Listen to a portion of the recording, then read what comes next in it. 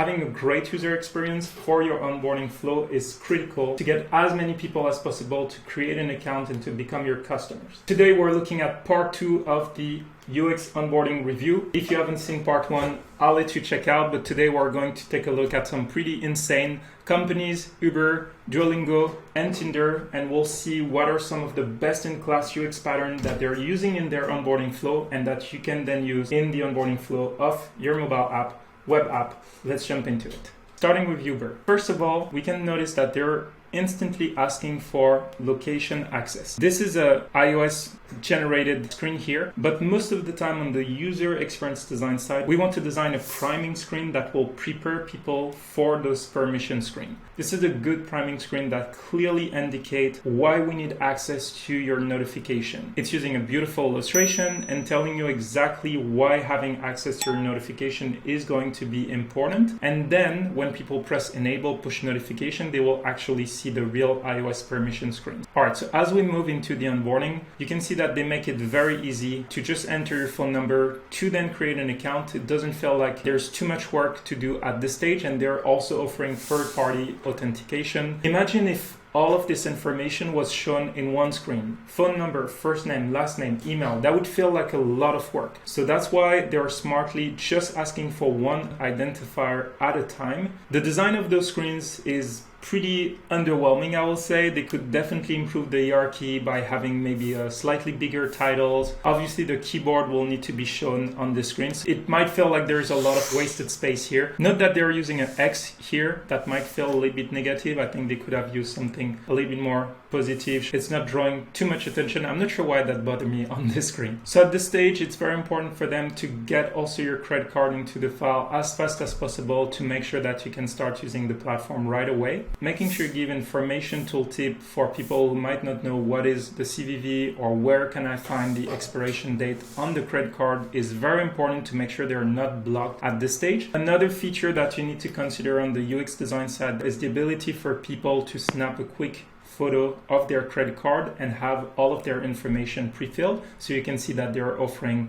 this option with the camera icon here. So pretty good onboarding flow. They could definitely make it a little bit more engaging. Talking about engaging, let's jump into Duolingo. So Duolingo have a very different approach. Obviously, they're relying on their mascot to create this connection with people. The balance between saying sign up or sign in or sign up or log in, you can usually avoid that by just asking people to enter their phone number or their email and automatically detecting whether or not they already have an account on file. If you already have one, you proceed with the logging flow. Let's say that the user is selecting French. They're using some very cool design patterns here to keep people engaged. The progress bar is a double-edged sword. At the same time, it can reassure you that you're making progress on the flow, but if it starts to feel like you're making just a tiny bit of progress as you press this continue button, you might be more willing to drop off because it might feel like there is a lot of work remaining. So very important when you use progress bar. So the cool part with this flow is that the mascot is the one asking the question, which make it feel a little bit more unique, a little bit more personalized. As you can see as well, they are not only relying on text, they have those engaging illustrations that are reducing the cognitive bias of only relying on the text. We also have a clear difference between a call to action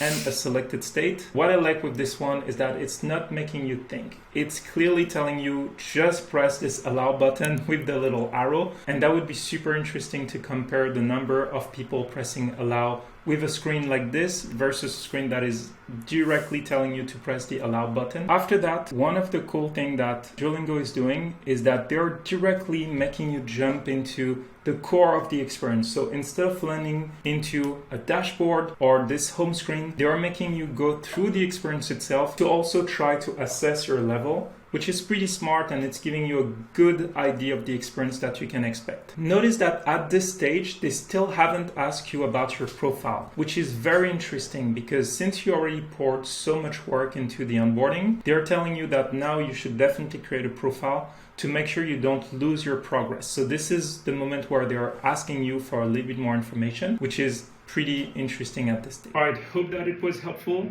We'll actually review Tinder in an upcoming video since they have a pretty long onboarding flow and they're using a ton of best-in-class UX patterns. So we'll keep a dedicated video for their onboarding flow, and I hope to see you in the next video.